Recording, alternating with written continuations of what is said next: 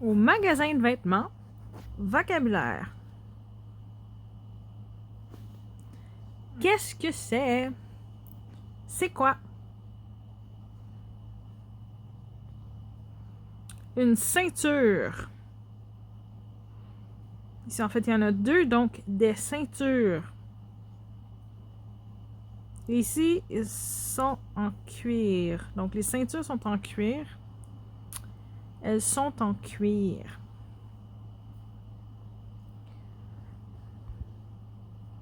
Ici,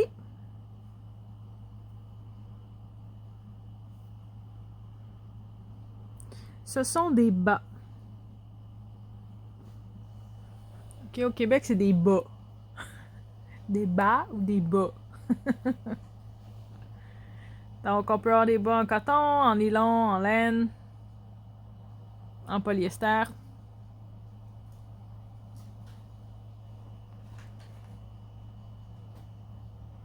Ensuite, ici, qu'est-ce qu'on a? Qu'est-ce que c'est? C'est un chapeau.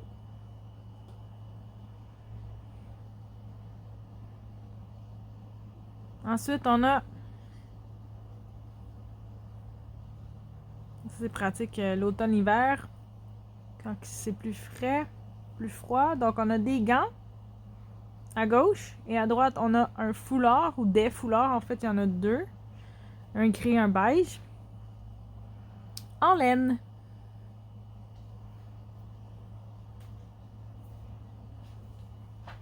Et ici, qu'est-ce qu'on a? Qu'est-ce que c'est?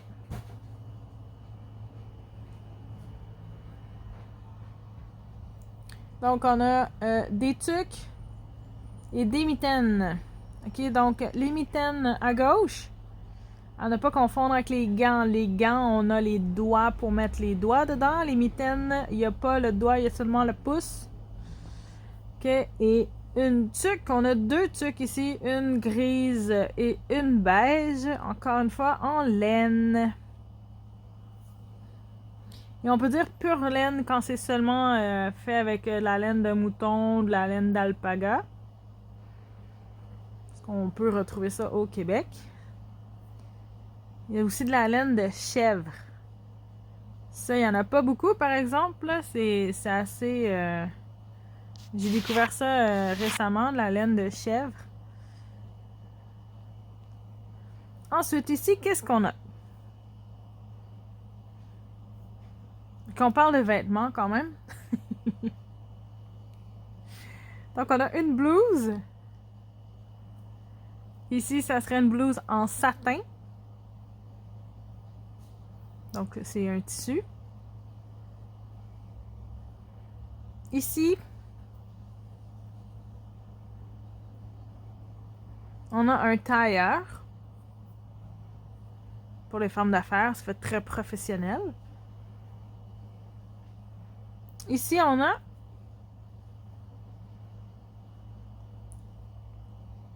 un cardigan. Un cardigan noir. On peut dire ça. Ici, on a un pantalon. Ici, c'est écrit pour dame. OK, mais dans les magasins de vêtements, à l'heure où j'enregistre les vidéos, OK, il n'y a pas encore de magasins non-genrés ou non-binaires. OK, donc c'est encore des vêtements pour hommes et des vêtements pour femmes. Il n'y a pas de non-binaire ou non-genré ou neutre. C'est vraiment ce qu'on retrouve. Donc, pas de panique. C'est surtout pour définir la coupe du vêtement. OK? Ici, qu'est-ce qu'on a? Qu'est-ce que c'est? Une jupe. Une belle jupe longue. Ensuite, on continue. Ici, qu'est-ce que c'est?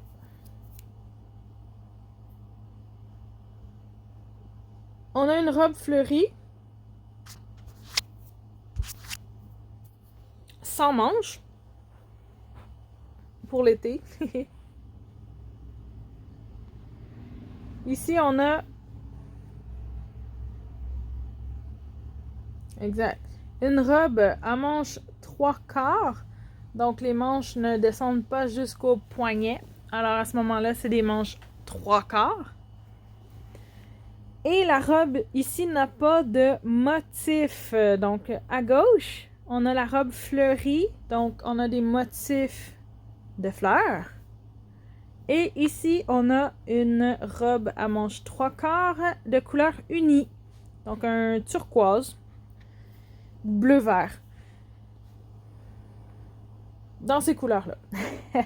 Ici, qu'est-ce que c'est? On a un gilet.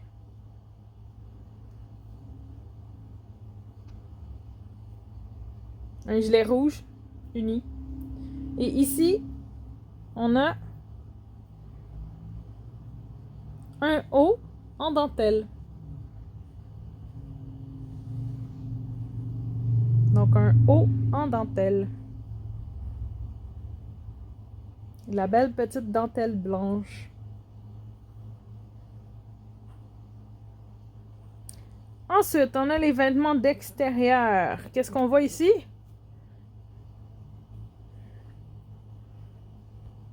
Et bien évidemment, on a des manteaux. Okay, donc, on a un manteau avec des poches pour les mains, les téléphones, les clés, etc. Ensuite, on a ici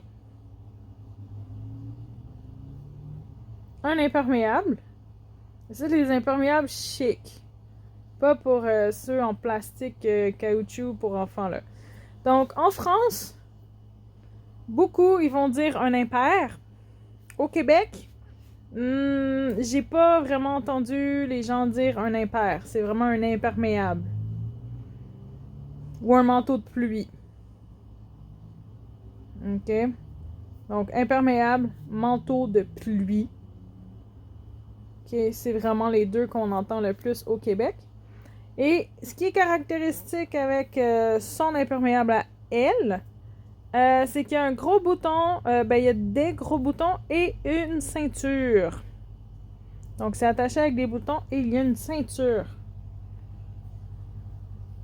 Et ici, qu'est-ce qu'on a? On a un coupe-vent avec un capuchon et zip. Oui, parce que la fermeture est claire. C'est un zip. Et des fois, on va dire aussi un zipper.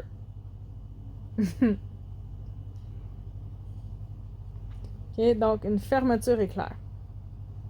Donc un coupe-vent. Peut-être aussi, on peut dire un manteau léger. Un manteau de printemps. OK, souvent, on va utiliser d'autres mots. Mais un coupe-vent, c'est le plus simple. On sait c'est quoi. Alors, vous avez la feuille. Je vous laisse quelques temps pour trouver les réponses. Appuyez sur pause. Et là, on veut associer les mots avec les lettres, comme d'habitude. Donc, appuyez sur pause et on corrige juste après. Parfait. Donc, êtes-vous prêts pour la correction? On y va. Alors, numéro 1. Un manteau avec poche. B. Numéro 2. Une robe fleurie sans manches. F. Numéro 3. Un gilet. H. Un pantalon pour dame. K. Parfait. Numéro 5. Un coupe-vent à capuchon. Oui, D. Le capuchon, c'est ce qu'on met sur la tête. Oui. 6. Une robe à manches 3/4.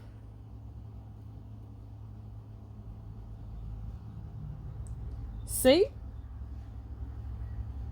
un cardigan. A, 8, une jupe. I, 9, un manteau long. Il n'y en a pas.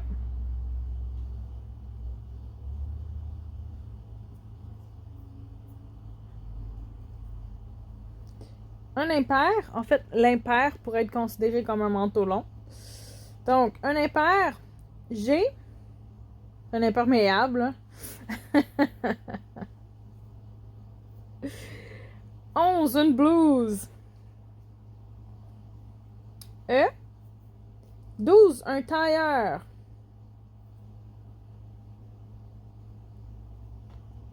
J et un O en dentelle. L. Ça rime. Parfait. On continue. C'est quoi? Maintenant, on est rendu dans les vêtements plus pour hommes. Comme j'ai dit, pas d'offense. Il n'y a juste pas de section encore non-binaire, OK? Donc, qu'est-ce que c'est? J'ai dit, la coupe, hein? C'est vraiment pour... c'est ça qui est différent. Donc, ici, on a un complet cravate. Donc, un complet cravate. On dit aussi un habit. Ou ça peut être aussi un costume. Il y a le costume, des fois, c'est un peu plus chic. OK? Ici, on a le veston. Donc, un veston. Ensuite, on a un chandail. Ici, probablement que c'est à manches longues. C'est juste qu'il les a pas pliés, là, mais ils sont... Il les a montés près de ses coudes pour pas que ça le dérange quand il bouge. Et ici, on a évidemment un pantalon. Et ici, c'est en polyester. Donc, en plastique. Et voyons les autres vêtements. Ici, qu'est-ce qu'on a? On a une chemise à carreaux. Donc, à carreaux, c'est le motif. C'est le dessin qu'il y a sur la chemise. OK. Donc, chemise, on va dire chemise. Souvent. Ensuite, qu'est-ce qu'on a ici? On a une chemise unie à gauche et une chemise à motif à droite. Donc, il y en a qui préfèrent avec seulement une couleur et d'autres préfèrent avec des motifs dessus. Et ici, on a une chemise rayée. Vous voyez les lignes verticales sur la chemise. Donc, c'est une chemise rayée. Évidemment, ces motifs s'appliquent aussi pour les vêtements pour femmes et pour enfants. Alors, petite révision. Évidemment, comme d'habitude, il y a une lettre qui n'est pas illustrée. Trouvez laquelle. Je vous invite à mettre la vidéo sur pause et on se retrouve après pour les réponses.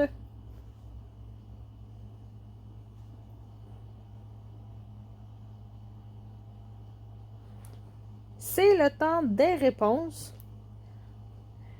Alors, numéro 1. Un foulard, des gants. D. Numéro 2, des bas. K. Une ceinture. A. Un pantalon pour homme. L. Numéro 5, une chemise unie ou une chemise imprimée. I. 6. Une tuque des mitaines. C. Numéro 7. Un complet cravate. E.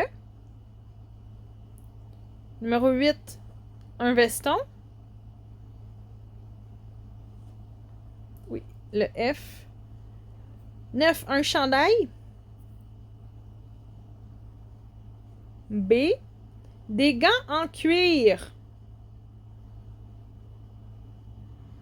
Il n'y en a pas. 11. Un chapeau. G. 12. Une chemise à carreaux. H. Et 13. Une chemise rayée. J.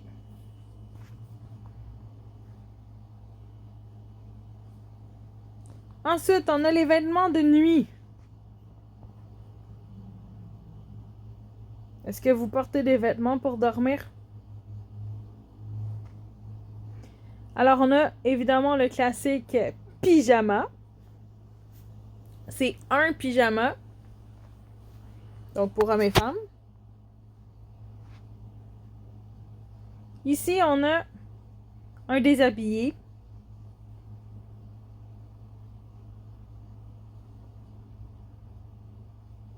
Et on a ici une robe de chambre.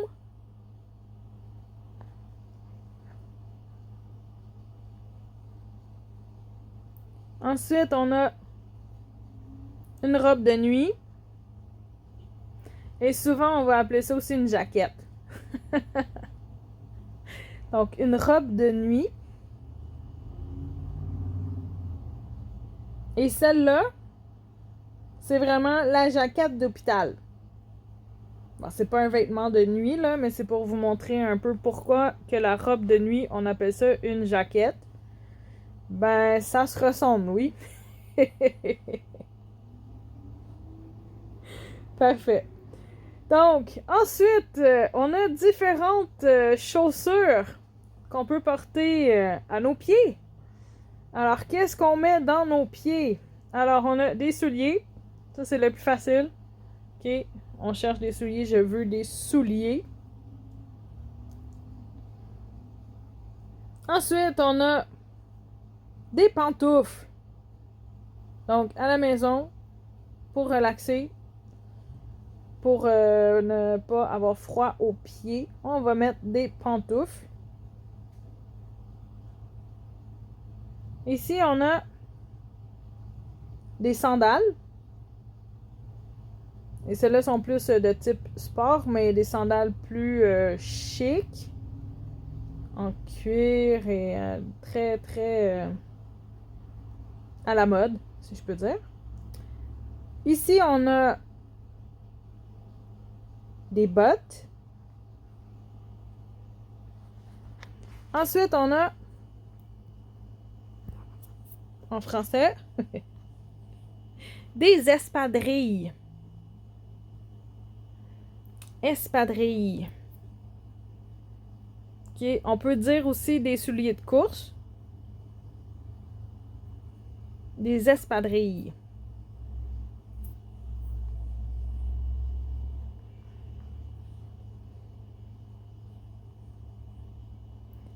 Alors, sur votre feuille, vous inscrivez la lettre à côté du chiffre. Je vous laisse quelques instants. Mettez la vidéo sur pause. On se retrouve après pour les réponses.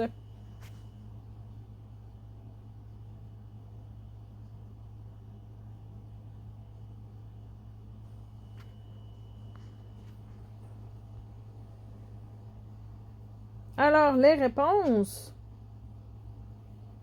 Numéro 1, une jaquette d'hôpital. J, un maillot de bain. Ben, il n'y en a pas. Un déshabillé. D, Des bottes. I, parfait. Des pantoufles. G. Des sandales. C. 7. Des espadrilles. H. On peut dire aussi des souliers de course, des souliers de sport ou des chaussures de sport. OK. Chaussures, souliers, souliers de course, espadrilles. OK. On ne se casse pas la tête. J'ai dit on veut se faire comprendre. Numéro 8, des souliers.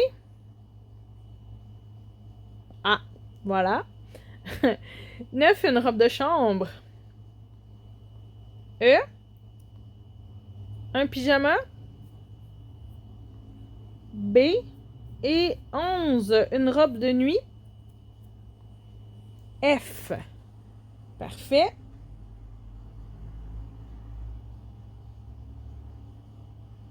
On continue. On s'en va avec les sous-vêtements. Alors, qu'est-ce qu'on voit ici? C'est un jupon pour porter sous les jupes. OK. Ensuite, on a une petite culotte ou une culotte. Ça, c'est les sous-vêtements plus féminins. On va aussi dire des bobettes, même pour les femmes. C'est pas écrit, ça va être écrit tantôt. Ah, ici, qu'est-ce qu'on a? On a un soutien-gorge ou une brassière. On utilise les deux. Ici, qu'est-ce qu'on a? On a une combine. Donc, c'est écrit une combinaison. Et on va souvent utiliser le mot combine. C'est les vêtements qu'on met sous nos vêtements habituels, principalement l'hiver, quand on doit passer du temps à l'extérieur. Ici, on a des caleçons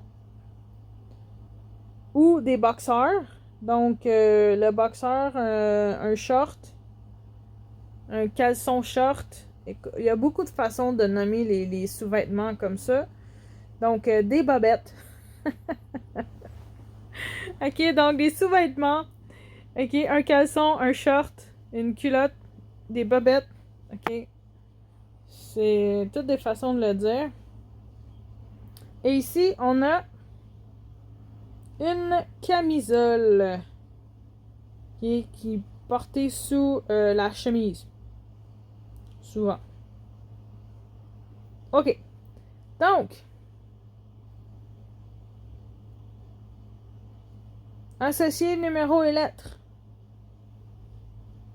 Évidemment, il y en a un qui n'est pas illustré, lequel? Mettez la vidéo sur pause et on reprend après.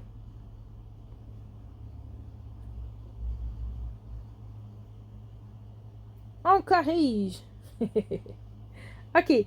Donc, une culotte ou une petite culotte. B. Numéro 2, une combinaison. F. Un jupon. A. Des bas culottes. Il n'y en a pas. Bon. Les bas culottes, souvent, c'est des bas de nylon. OK. Numéro 5, un soutien-gorge. C. Un caleçon. D. Et une camisole. E. Parfait. Et voilà, c'était pour le vocabulaire des vêtements. Alors, je vous invite à nous montrer quelques vêtements que vous avez à la maison et de partager ça dans le groupe. Voilà!